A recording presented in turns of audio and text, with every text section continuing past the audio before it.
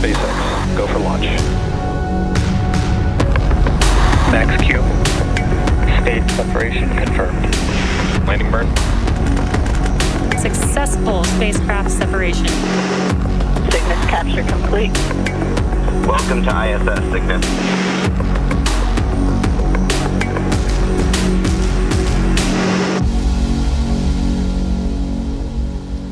You're looking at a live view of Falcon 9 set to lift off from Space Launch Complex 40 at Cape Canaveral Space Force Station in Florida in just over 17 minutes from now.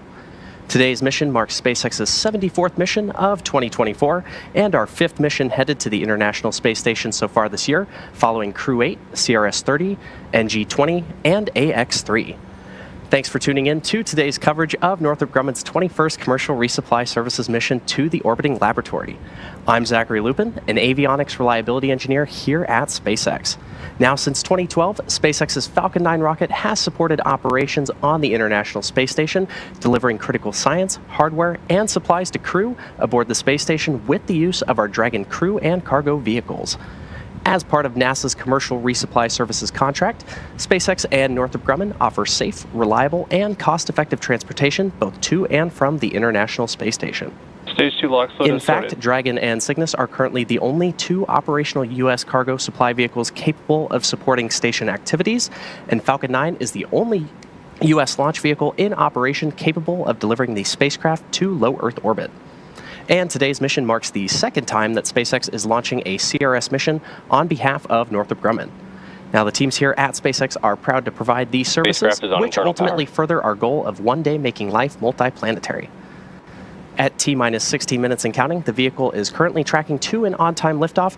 We are watching the weather this morning, which is currently 35% favorable for liftoff. Now, if we don't launch today, we have a backup opportunity this Tuesday, August 6th at 10:18 a.m. Eastern Time. Now, as you might imagine, the crew on board the space station is preparing for their upcoming delivery.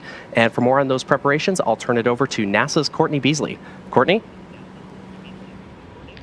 Thank you, Zachary, and good morning to everyone from the International Space Station Flight Control Room here at the Johnson Space Center in Houston, Texas.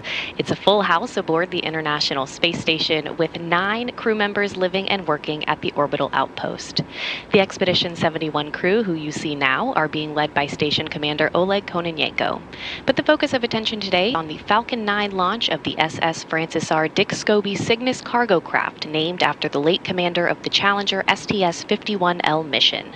Scobie served as pilot aboard Challenger on STS-41C in April of 1984, which retrieved, repaired, and redeployed the SolarMax science satellite. He was then the commander of the ill-fated Challenger STS-51L mission in 1986. Northrop Grumman's resupply vehicle is poised to deliver roughly 4 tons of science, experiments, and equipment to the orbital outpost. After Cygnus separates from the upper stage of Falcon 9 today, the spacecraft will conduct a series of engine firings to increase its altitude to match that of the International Space Station. That will set it up for the start of joint operations between Northrop Grumman engineers in Dulles, Virginia, and the NASA Flight Control team here in Houston. A launch today will bring Cygnus to the station in the morning hours Tuesday, where NASA astronauts Matt Dominic and Jeanette Epps will be waiting in the cupola, set to use the station's robotic arm to reach out and grapple the spacecraft. That will be installed to the Earth-facing berthing mechanism on the Unity module for a stay of about 5.5 months. But we're counting down to launch as you are, Zachary, so back to you in Hawthorne. Thanks, Courtney. Falcon 9 is a reusable two-stage rocket designed and manufactured by SpaceX for the reliable and safe transport of people and payloads in Earth orbit and beyond. Now, this year we've launched 73 missions to date, which is on average one launch every 3 days. And we're looking to launch up to 148 missions in 2024. And reusability is what makes all of that possible. So with that, let's meet Falcon 9, the first and currently the only orbital class rocket capable of reflight. Starting at the top of the vehicle is the payload fairing, which is a protective shell that encases the payload being sent to space, which today is Cygnus. Made of a carbon composite material and having a 17-foot diameter, the space within the payload fairing is able to comfortably contain your average-sized fire truck. Now, that fairing made up of two halves will separate and jettison away from the vehicle, exposing the payload once Falcon 9 reaches space. Now, Cygnus rolled out to the pad on Friday morning after wrapping up the process known as encapsulation earlier this week. This payload fairing was specially customized to accommodate late load operations on the pad, and we'll talk a bit more about those modifications later on in the program. Continuing on down the vehicle, we have the second stage. The second stage is powered by a single Merlin vacuum engine, or MVAC, which is optimized to perform in the vacuum of space. After stage separation, the MVAC will ignite and carry the payload to its final orbit. Now, the Falcon 9's first and second stages are connected via a black inner stage, which houses the MVAC engine and the system that decouples the two stages during stage separation. And below that is the first stage, which is powered by 9 Merlin engines. These 9 Merlin engines provide the initial thrust to lift Falcon 9 off of the ground through the lower, thicker part of the atmosphere. Each of these Merlin 1D engines delivers about 190,000 pounds of thrust at sea level, which gives Falcon 9 a combined 1.7 million pounds of thrust. Now, after stage separation, Stage 1, also called the booster, will return to Earth for recovery and reuse on a future mission. For today's mission, we'll be attempting to land this booster at Landing Zone 1 at Cape Canaveral Space Force Station in Florida. And this mission will mark this booster's 10th launch and landing, having previously flown AX-2, Euclid, AX-3, CRS-30, SES Astra 1P, and 4 Starlink missions. Now, weather continues to be a watch for today's launch from Space Launch Complex 40, and we'll continue providing you updates as the clock ticks closer to T0. For now, let's learn a bit more about the spacecraft delivering roughly 8,200 pounds of science and supplies to the International Space Station.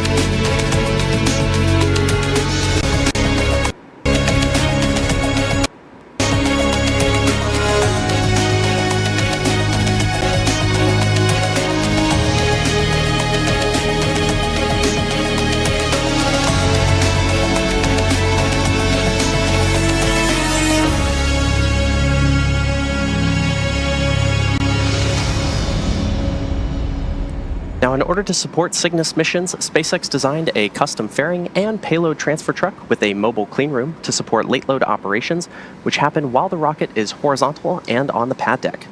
Late load refers to loading cargo in the final hours before launch and after the spacecraft has already been encapsulated within the payload fairing. Now, with 8 minutes and 24 seconds to go, we can go for launch, and we'll continue to provide updates on the weather as we get closer to T0. For now, let's head back to Courtney for a closer look at the science on today's mission. Yeah, Zachary, we are at the T-minus 8 minutes and counting to the launch of the Falcon 9 rocket and the Northrop Grumman Cygnus cargo craft, which is delivering roughly 4 tons of supplies and science experiments to the International Space Station.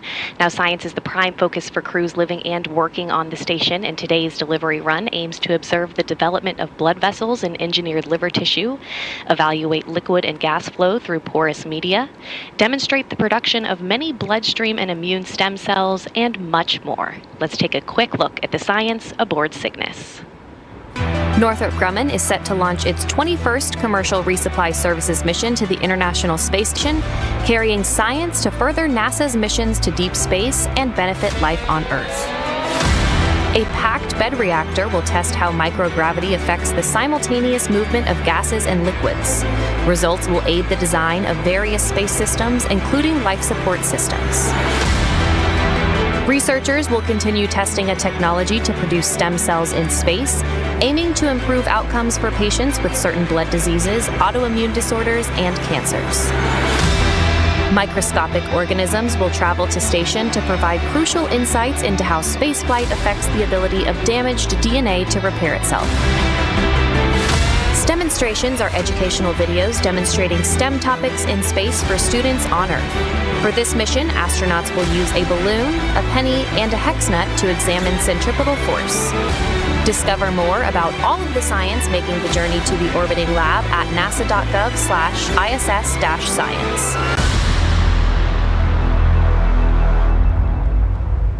It's T-minus 6 minutes and 20 seconds, and the SpaceX team is currently working no significant issues. Now, at T-minus 38 minutes, the team concluded their go, no-go poll and gave the okay to proceed into propellant load and launch. Stage 1 RP1 load is complete. And good call out there for Stage 1 RP1 loading completion. Now, at this point, that RP1 loading is complete on the Falcon 9 second stage and nearly complete on the first stage. The pre-valves between the first stage engines and the propellant tanks are open, and at the T-minus 7 minute mark, engine chill began. Liquid oxygen loading is underway on both stages and will complete at the T-minus 2 minutes to launch. We're also currently loading helium gas into both stages. Now, to make sure engine startup goes well, SpaceX performed what is called engine chill, where a small amount of the super chilled liquid oxygen flowed into the Merlin engine's turbo pumps, and this was done to avoid a thermal shock to the propulsion system when the full flow of super chilled liquid oxygen is introduced into the Falcon 9 plumbing.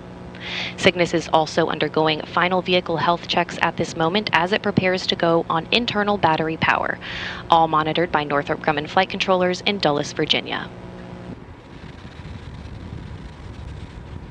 Coming up shortly, the transporter erector, or TE, will retract away from the Falcon vehicle. The TE is the large truss structure you see there next to the rocket. Falcon 9 tanks are pressing for strong back retract. And good call out there. First, we'll see the clamps open around the second stage, and then the TE will pull away from the rocket by a few degrees. At T0, ground hydraulic systems will pull the TE from about 2 degrees to 45 degrees away from Falcon 9 as it lifts off to provide clearance for the vehicle. We should see those clamp arms opening around the second stage in just about 20 seconds from now.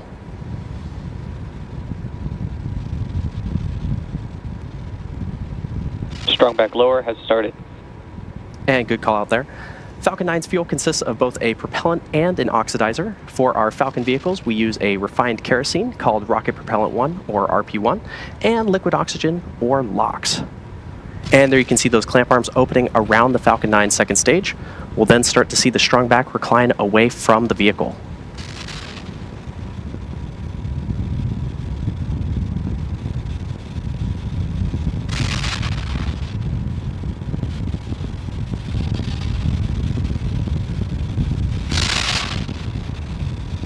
And there you can see that strong back moving away from the Falcon rocket.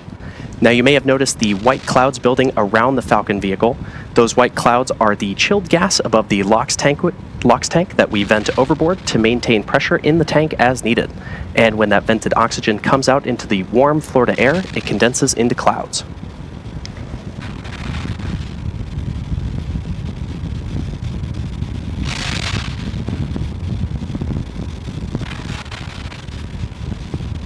Now, as I mentioned earlier today, the booster supporting today's mission is flying for its 10th time, and a key indicator of this flight history is the soot that you might just be able to make out on the skin of the vehicle there.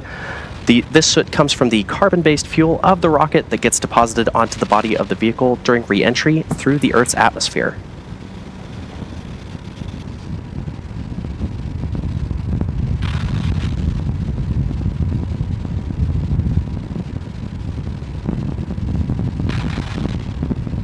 Stage 1 LOX load is complete.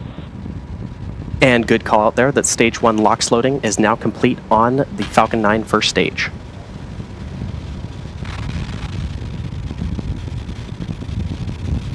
Now checkouts of the second stage thrust vector control actuators are underway. This is referred to as an engine gimbal or wiggle test. This is when SpaceX moves the nozzles ever so slightly to make sure that the guidance hardware is acceptable for flight. SpaceX does the same checkouts on the first stage engines, and that happens just seconds before ignition.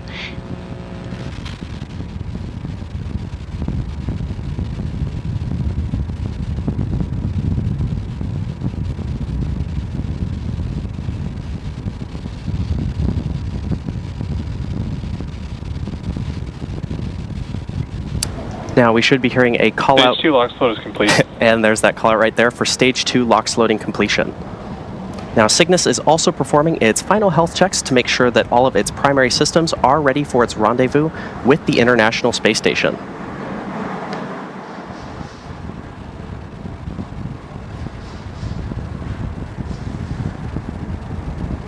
And as I mentioned earlier, those white clouds you see around the vehicle are complete. Gas launch closeouts has started. Good call out there. Those white clouds are completely normal and are just the chilled gas above the LOX tank that we vent overboard to maintain pressure in the tank as needed. Now coming up in about 15 seconds from now, we should hear the call out that Falcon 9 will be in startup, which will mean that the rocket's launch computers will have taken over the count.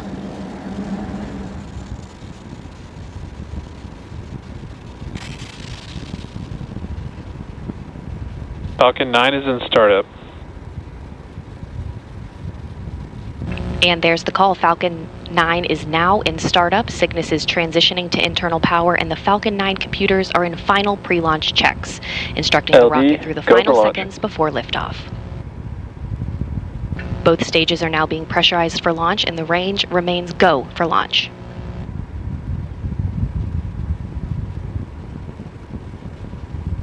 T-minus 30 seconds.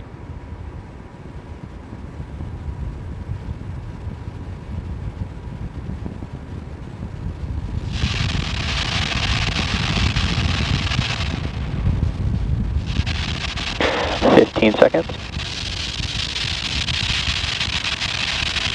T-minus 10, 9, 8, 7, 6, 5, 4, 3, 2, 1, ignition, engines full power, and liftoff of Falcon 9. Go SpaceX, go Cygnus, NG-21.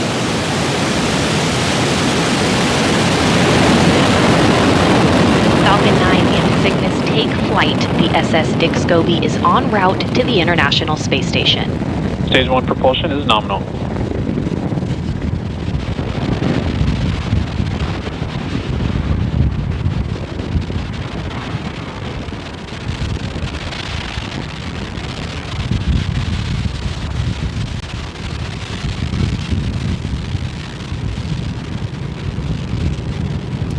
As you saw, successful liftoff from Space Launch Complex 40.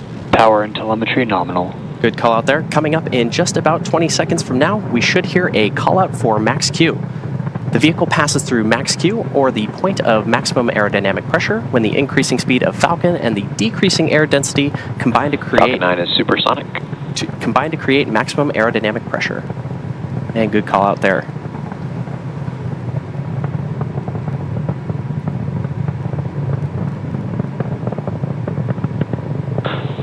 Q. And there's that call out for max Q. Coming up next are 5 events which will happen in rapid succession: main engine cutoff, stage separation, second engine start, boost back burn start, and then fairing separation. Main engine cutoff, or MECO, is where all 9... Chill started. Good call out there. MECO is where all 9 M1D engines on the Falcon 9 first stage shut down. This is followed by stage separation, or the separation of the first and second stages of Falcon. A few seconds later, the Merlin vacuum engine on the second stage will ignite to boost Cygnus to low Earth orbit, and this is called out as second engine start 1, or SES-1. After that, Falcon 9's first stage will... Vehicle is following a nominal trajectory. After that, Falcon 9's first stage will ignite again to orient itself to head back to land. And shortly thereafter, the 2 fairing halves will separate and expose the spacecraft to the vacuum of space. We should be hearing the first of those callouts happening in just a few moments from now.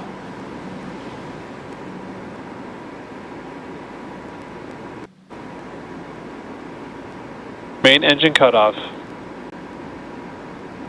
Stage separation confirmed. MVAC ignition. Stage 1 boost back startup.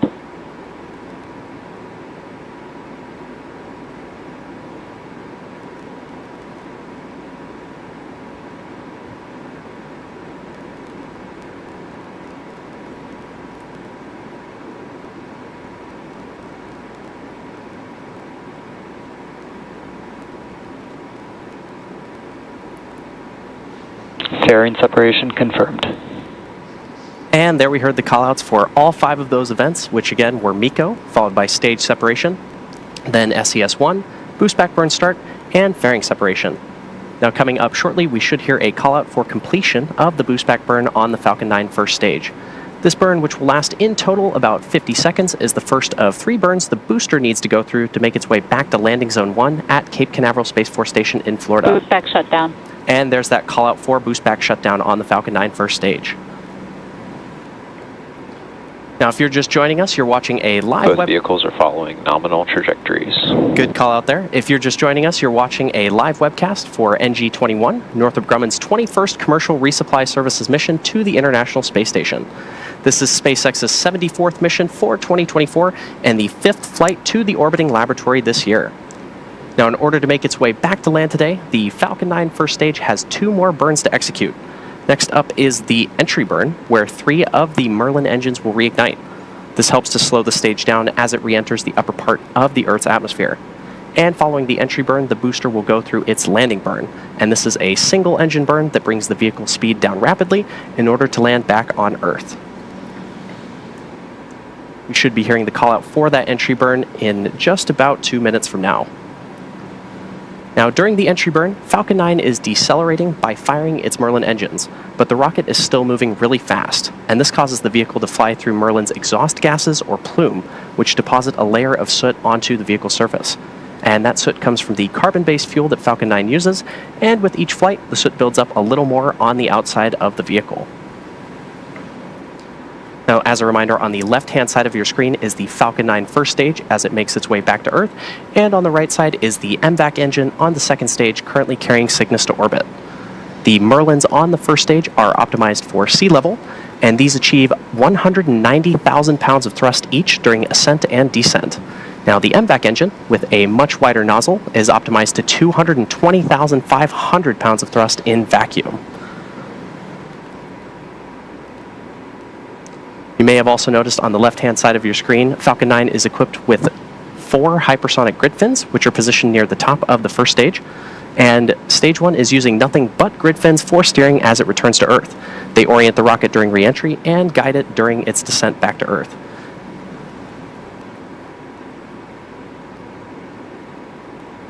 Beautiful views of the MVAC engine currently carrying the Cygnus spacecraft to orbit. Now, with the booster on the left-hand side of your screen, you may occasionally see little white puffs, and those are nitrogen gas bursts, which are used for attitude control.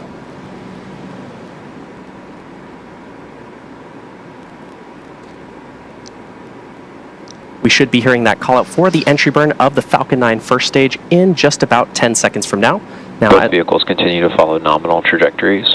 good call out there. Now that entry burn will be for the first stage, which is on the left-hand side of your screen. Stage 1 entry burn startup. And good call out there for entry burn startup on the Falcon 9 first stage.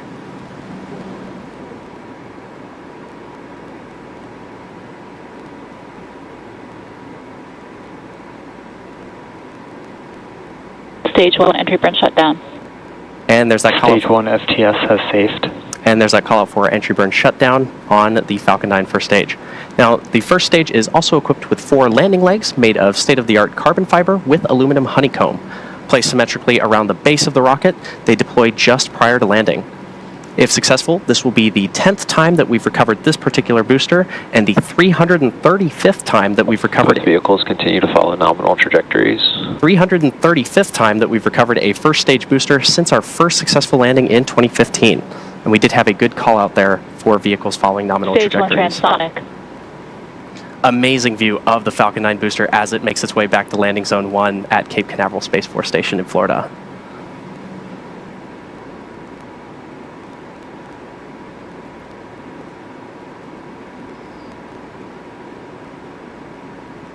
Stage 1 landing burn.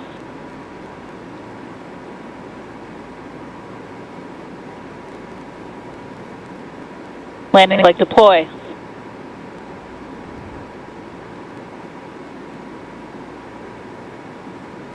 Stage 1 landing confirmed. A spectacular touchdown of our Falcon 9 booster at landing zone 1 at Cape Canaveral Space Force Station in Florida. Now again, this booster just completed its 10th flight and the 335th successful Stage 2 landing. has entered terminal guidance. 335th successful landing Stage 2 FTS has safed. for an orbital class rocket, including both Falcon 9 and Falcon Heavy missions, and good callouts there on the nets. Now coming up at around the 8.5-minute mark, we should hear a call out for second engine cutoff 1, or SECO 1, which is when the MVAC engine on the second stage shuts down. And that'll conclude the roughly 6-minute burn by this engine needed to get Cygnus into the proper orbit for eventually intercepting the International Space Station. We should hear that call out in just a couple moments. MVAC shutdown. And there's that call out for the MVAC shutdown on the Falcon 9 second stage. We're now waiting for confirmation of good orbit. Nominal orbit insertion. And there's that call out for nominal orbital insertion. At T plus 9 minutes into the mission, and the second stage has one last major task, commanding separation of the Cygnus spacecraft just a few minutes from now. Now, for those of you just tuning in, you're watching a live webcast for NG-21, Northrop Grumman's 21st commercial resupply services mission to the International Space Station.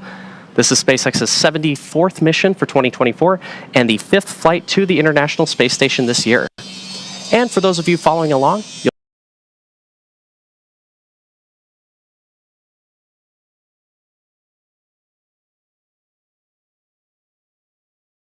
have a long history of supporting the International Space Station with cargo missions like today's. SpaceX's first commercial resupply services, or CRS mission, CRS-1, launched in 2012 and made history by restoring America's capability to deliver and return cargo to the station. The Cygnus spacecraft has been visiting the ISS since 2013, and the first Cygnus CRS mission, Orb-1, launched in 2014. Cygnus has since then delivered more than 138,000 pounds of equipment, science experiments, and supplies to sustain the ISS astronauts under NASA's commercial resupply services contracts. Now, the most recent cargo resupply mission was SpaceX's CRS-30 mission on March 21st, 2024, delivering 6,262 pounds of scientific research, crew supplies, and hardware to the orbiting laboratory. Dragon later returned to Earth with 3,961 pounds of cargo. The CRS partnership has helped build a strong American commercial space industry that will soon take us to destinations beyond low Earth orbit. In fact, these missions are providing critical learnings that will help us develop a human presence on the Moon and Mars, which will require a steady supply of cargo missions to grow and thrive.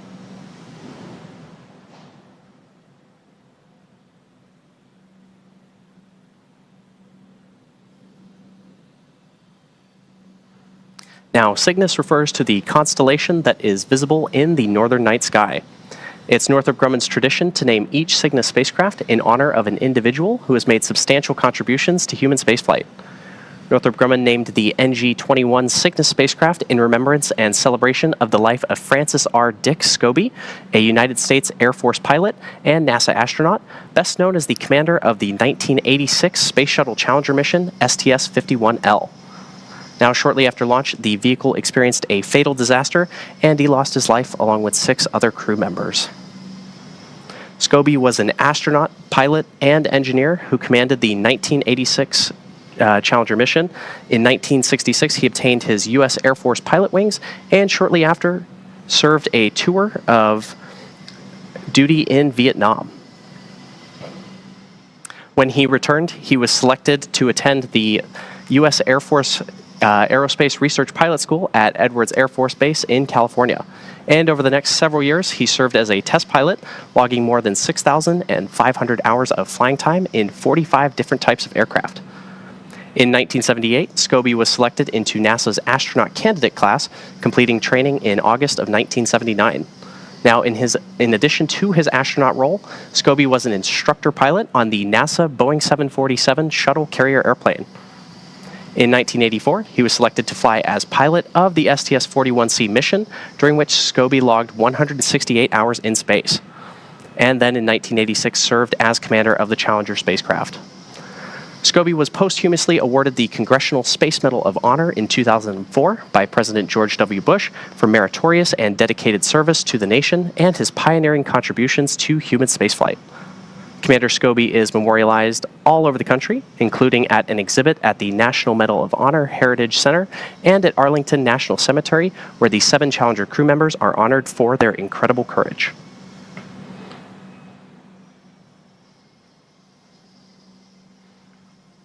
We're currently at T plus 13 minutes and 12 seconds and counting, and we're expecting to hear the call out for payload deploy at around the T plus 14 minute and 36 second mark.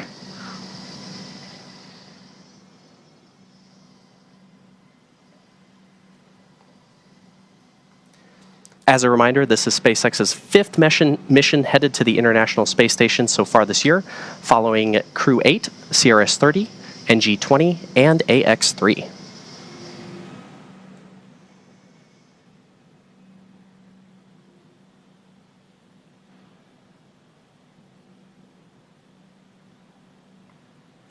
Following separation, Cygnus will have a nearly 40-hour transit to the space station, where the station's Canadarm2 will grapple Cygnus and the spacecraft will attach to the Unity module's Earth-facing port for cargo unloading by the Expedition 71 crew.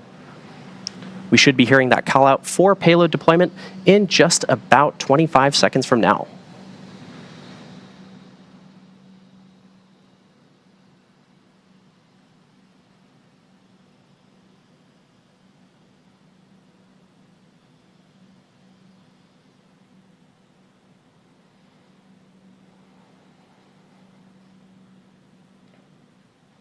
Should be hearing that call out any moment for payload deployment of the Cygnus spacecraft.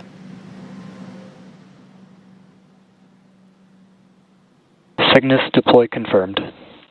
And there you have it, a successful spacecraft separation. The Cygnus spacecraft is now on its way to the International Space Station, and as mentioned, is expected to arrive about 40 hours from now. And with successful separation, that's going to do it for me here in Hawthorne. Be sure to check spacex.com/launches for a schedule of our upcoming missions. In the meantime, Courtney, what's next for Cygnus? Thanks, Zachary, and welcome back into the International Space Station Flight Control Room here at the Johnson Space Center. Next up will be the deployment of Cygnus's solar arrays, scheduled to begin at about 2.5 hours after launch, and it should take about 48 minutes to be completed. Once those arrays are deployed, we will provide an update on the station blog with the latest news. But joining me now on the phone is Bill Spetch, the Operations Integration Manager for the International Space Station program. Bill, thanks for joining us, and how significant was today's launch as partners collaborated to send Cygnus on its way to the station? I will tell you, today's launch is very significant, as all of our missions to the ISS are. Each mission delivers critical resupply items to the vehicle, food, water, critical spares, but most significantly, it delivers the hardware and samples to conduct the groundbreaking science that is only possible on the ISS.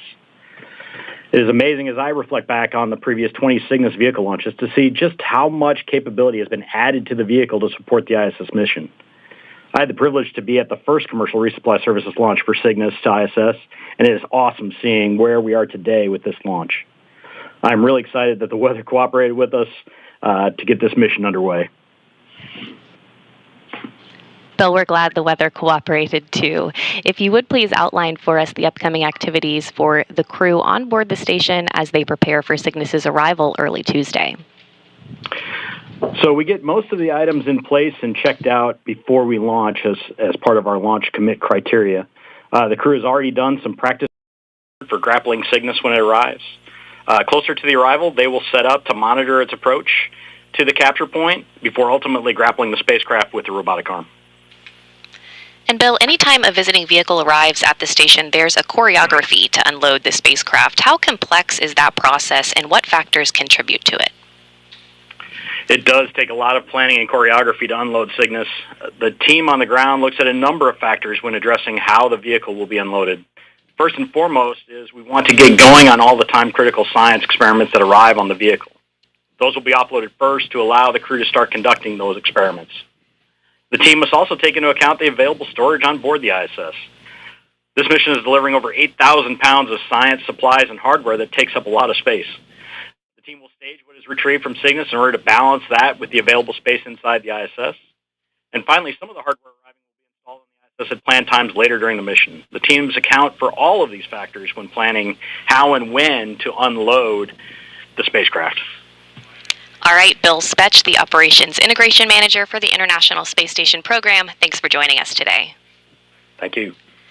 And with that, we will wrap up our launch coverage of Northrop Grumman's 21st Commercial Resupply Services mission. Cygnus is now on course to be captured at about 2:10 a.m. Central Time, 3:10 a.m. Eastern Time, Tuesday morning. Live coverage of rendezvous and capture will begin at 12:30 a.m. Central Time, 1:30 a.m. Eastern Time, followed by coverage of Cygnus's installation to the station at 3:30 a.m. Central Time and 4:30 a.m. Eastern. In the meantime, you can learn even more about the mission on the web at nasa.gov/commercial resupply. Thanks for joining us today, and we'll see you back here on Tuesday morning.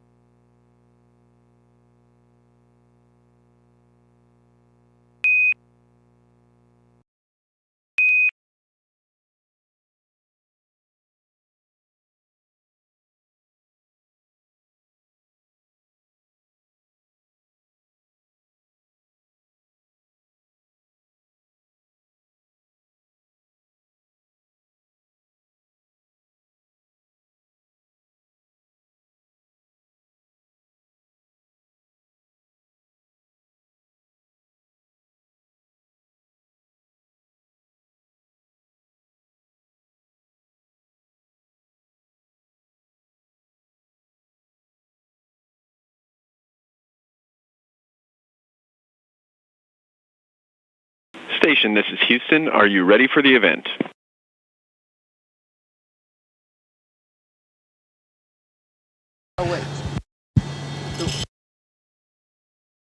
We're ready for the event.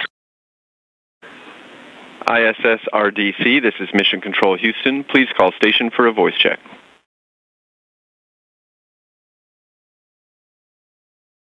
All right, Station Boston, do you read us? The great city of Boston. This is the International Space Station Expedition 71. We hear you loud and clear.